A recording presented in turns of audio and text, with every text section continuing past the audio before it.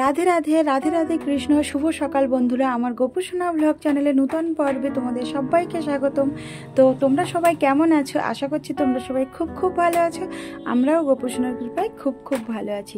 তো আমি চলে এসেছি তোমাদের সঙ্গে নতুন একটি ভিডিও শেয়ার করতে। তো ভিডিওটি দেখতে থাকো, আশা করি তোমাদের খুব ভালো লাগবে। আর এখানে দেখো আমি সকাল সকাল স্নান আদি সেরে চলে এসেছি ঠাকুর ঘরে। তো ঠাকুর ঘরে এসে আগে আমি আচমন পত্রে গঙ্গা জল নিয়ে নিয়েছি, নিয়ে হাত সুন্দর করে ধুয়ে নিলাম।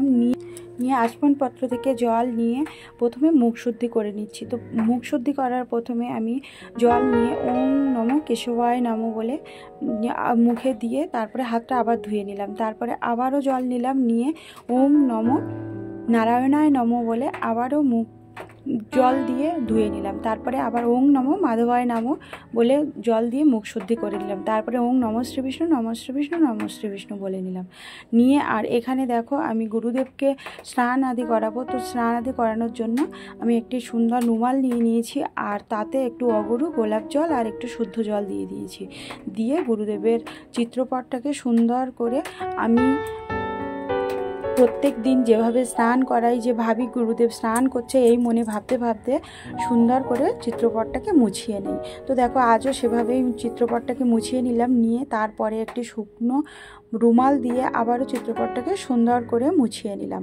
তো একইভাবে আমি অন্য অন্য ঠাকুরদেরও, আমার ঠাকুরের চিত্রপট আছে, তো সেইভাবে আমি একইভাবে আমি চিত্রপটগুলি সুন্দর করে মুছিয়ে নিলাম।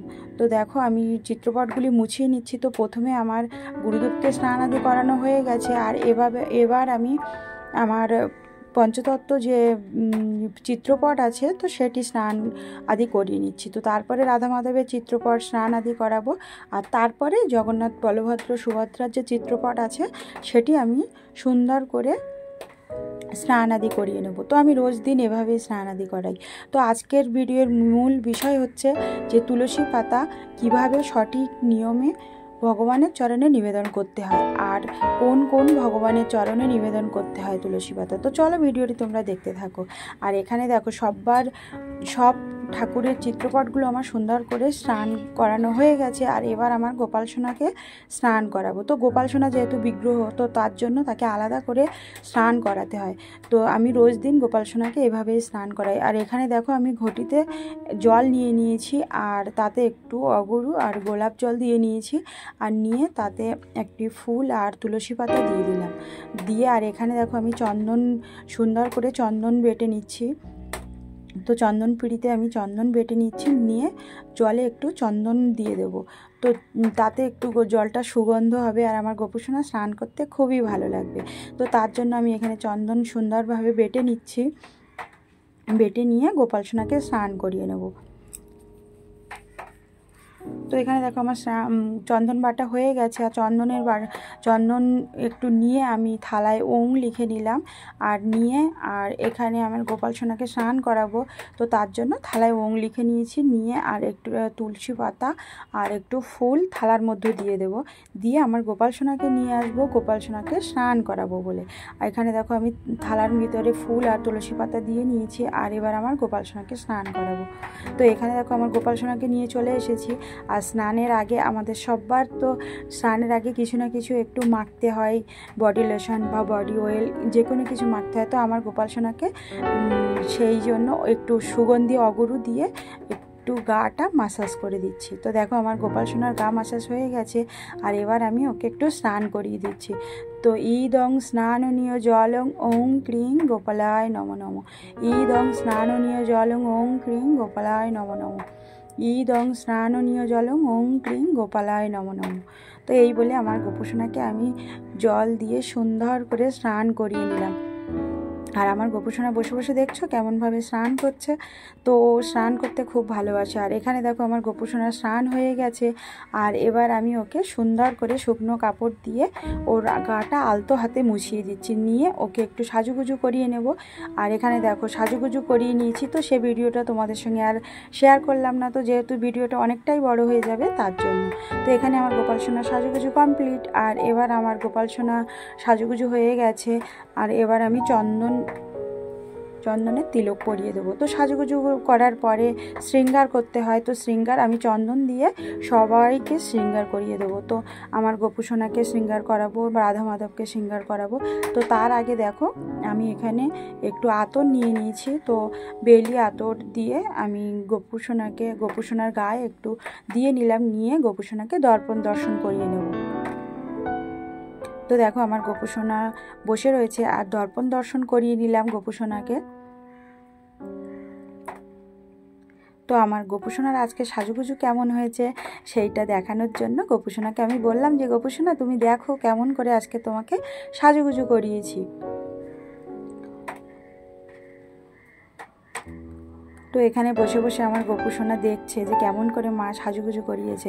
তো দেখো এখানে আমার দর্শন হয়ে গেছে আর তারপরে শৃঙ্গার করিয়ে নেবো। তো তার জন্য আমি চন্দন পিঁড়িতে একটু সুগন্ধি হিসাবে অগরু দিয়ে নিলাম, নিয়ে চন্দনটি ঘষে নেব। তো দেখো আমি এখানে শ্বেত চন্দন নিয়ে নিয়েছি, আর তোমরা চাইলে কেশর চন্দন বা অষ্টগন্ধা চন্দনও নিয়ে নিতে পারো। তো আমি রোজ দিন এই শ্বেত চন্দনের তিলকই করাই। আর এখানে দেখো আমি তুলসী পাতা, যেহেতু দ্বাদশীতে তুলসী পাতা তুলতে নেই, তো তার জন্য আমি ছোট্ট একটি কৌটা রেখে দিয়েছি। আর তুলসী পাতা সুন্দর করে ধুয়ে মুছে আমি এই কৌটায় রেখে দিই। তোমরা চাইলে এভাবে রাখতে পারো, তুলসী পাতাগুলো খুব সতেজ থাকে আর মানে নষ্টও হয় না, 4-5 দিন খুবই ভালো থাকে। তো আমি এভাবে তুলসী পাতাগুলো রেখে দিয়েছি। আর এখানে দেখো আগে তুলসী পাতা চরণে নিবেদন করার আগে আমি শৃঙ্গার করিয়ে নিচ্ছি। তো চন্দনটা শৃঙ্গার করানোর জন্য চন্দন বেটে নিয়েছি, আর একটা চন্দন বাটিতে আমি চন্দনটা নিয়ে নিয়েছি। তো চন্দন বাটার সময় অবশ্যই তোমরা লক্ষ্য রাখবে যাতে চন্দনটা হালকা যেন না হয়, যেন কপালে দিলে গড়িয়ে না পায়ে পড়ে। তো তার জন্য আমি একটু গাঢ় করে চন্দনটা বেটে নিয়েছি। আর এখানে দেখো আমি একটি গামছা নিয়ে নিয়েছি, তো রুমাল বলতে পারো, তো রুমাল নিয়ে নিয়েছি, নিয়ে সবাইকে চন্দনের তিলক পরিয়ে দিচ্ছি। তো প্রথমে গুরুদেবকে পরিয়ে দিলাম, দিয়ে হাতটা মুছে নিলাম। তো তোমরাও অবশ্যই প্রত্যেকটি চিত্রপট বা বিগ্রহে চন্দনের শৃঙ্গার করিয়ে হাত অবশ্যই মুছে নেবে। একজনকে শৃঙ্গার করাবে আর হাত একবার করে মুছে নেবে। তো আমি সেভাবে সবাইকে চন্দনের তিলক পরিয়ে দিলাম, আর একটু একটু করে চন্দনের তিলক পরিয়ে একবার করে হাত মুছে নিয়ে আবার অন্য জনকে চন্দনের তিলক পরিয়ে দিলাম। তো এখানে দেখো আমার চন্দনের তিলক পরানো হয়ে গেছে সবাইকে। আর এবার আমি তুলসী পাতা নিবেদন করব। তো তুলসী পাতা নিবেদন করার আগে বলি, তো তোমরা তুলসী পাতা নিবেদন করার আগে দেখে নেবে তুলসী পাতায় পোকা বা ফাটা কিছু আছে কিনা, আর অবশ্যই জলে ধুয়ে নেবে। নিয়ে হাতের মধ্যমা আর বৃদ্ধা আঙুল দিয়ে ধরে সুন্দর করে এপিট ওপিট চন্দন লাগিয়ে তারপরে তুলসী পাতাগুলোকে ভগবানের চরণে অর্পণ করবে। পাতায় দিয়ে তারপরে যে দিকটা তোমার গাছের উপরে থাকে তো সেই দিকটা উপরে রাখবে, আর যে দিকটা নিচে থাকে সেই দিকটা নিচে রেখে তোমার ভগবানের শ্রীচরণে নিবেদন করবে। তো এখানে দেখো আমি সবাইকে চন্দনের তিলক পরানো হয়ে গেছে। আর এখানে আমি একটা বাটিতে চন্দন নিয়েছি, আর এখানে দেখো তুমি মধ্যমা আর বৃদ্ধা আঙুল দিয়ে সুন্দর করে তুলসী পাতাটাকে ধরে আর চন্দন এপিট ওপিট করে সুন্দর করে লাগিয়ে নিয়ে এসো সচন্দন তুলসী পত্র গুরুদেবায় সমপয়ামি, এই বলে গুরুদেবের বক্ষে তুলসী পাতা অর্পণ করে দিলাম। যেহেতু গুরুদেবের চরণে তুলসী পাতা অর্পণ করা যায় না, তো তার জন্য গুরুদেবের বক্ষে তুলসী পাতা অর্পণ করতে হয়। তো গুরুদেবের বক্ষে তুলসী পাতা অর্পণ করা হয়ে গেছে। আর তারপরে একইভাবে তুলসী পাতাটাকে সুন্দরভাবে দুদিকে আমি চন্দন লাগিয়ে শ্রীকৃষ্ণের চরণে এসো সচন্দন তুলসীপত্র শ্রীকৃষ্ণায় সমপয়ামি, এই বলে আমি শ্রীকৃষ্ণের শ্রীচরণে তুলসী পাতা অর্পণ করে দিলাম। আর তারপরে আমি রাধারানীর, যেহেতু চরণে তুলসী পাতা নিবেদন করা যায় না, তো তার কারণে এসো সচন্দন তুলসীপত্র শ্রী রাধিকায় সমপয়ামি, এই বলে রাধিকার হাতে আমি তুলসী পাতা অর্পণ করে দিলাম।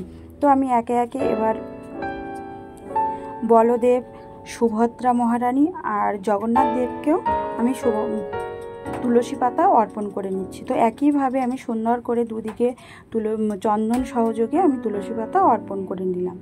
তো দেখো আমি জগন্নাথ দেবকে প্রথমে তুলসী পাতা অর্পণ করে নিলাম, আর তারপরে আমি বলরাম দেবকে অর্পণ করে নিলাম। আর সুভদ্রা মহারানী যেহেতু চরণে তুলসী পাতা অর্পণ করা যায় না, তো তার জন্য তো সুভদ্রা মহারানীর হাতে আমি তুলসী পাতা অর্পণ করে দিলাম। তো দেখো আমার এখানে তুলসী পাতা অর্পণ করা হয়ে গেছে। আর এবার আমি গোপুসোনাকে তুলসী পাতা অর্পণ করব। তো গোপুসোনা হচ্ছে, তো গোপাল হচ্ছে শ্রীকৃষ্ণের বাল্যস্বরূপ। তো গোপাল নিজেই স্বয়ং ভগবান, তো তার জন্য গোপালের শ্রীচরণে তুলসী পাতা অর্পণ করতে হয়। তো আমি এখানে চন্দন সহযোগে তো সচন্দন তুলসীপত্র গোপালায় নম নম এই বলে আমি তুলসী পাতা অর্পণ করে দিলাম। আর এখানে দেখো আমার কাছে যে পঞ্চতত্ত্বর চিত্রপট আছে, তো তাতে এবার তুলসী পাতা অর্পণ করে নেব। তো পঞ্চতত্ত্বর যে 5 জন আছে, তো তাদের সকলের 5 জনের চরণে তুলসী পাতা অর্পণ করা যায় না। তো তার জন্য 3 জনের চরণে তুলসী পাতা অর্পণ করতে হয় আর 2 জনের বক্ষে। তো এখানে দেখো আমি তুলসী পাতা গৌরাঙ্গ মহাপ্রভুর চরণে অর্পণ করে দিয়েছি, আর নিত্যানন্দ প্রভুর চরণেও একইভাবে অর্পণ করে নিচ্ছি, আর অদ্বৈত আচার্য প্রভুর চরণেও আমি একইভাবে তো তুলসী পাতা অর্পণ করে নিলাম। আর এবার আমি গদাধর আর শ্রীবাস পণ্ডিতের চরণে তুলসী পাতা একইভাবে অর্পণ করে নিয়েছি। আর এখানে দেখো আমি ফুল এই কটা গাছের থেকে তুলে এনেছিলাম সকালবেলা, তো সেই ফুলগুলি একটু গঙ্গাজল ছিটিয়ে শুদ্ধিকরণ করে নিয়েছি, আর নিয়ে একটু চন্দন মাখিয়ে নিলাম, নিয়ে গুরুদেবের শ্রীচরণে পুষ্পার্ঘ অর্পণ করে দিলাম। তো একে একে আমি এবার সব ঠাকুরের শ্রীচরণে আমি পুষ্প অর্পণ করে নেব। তো তোমরা দেখতে থাকো।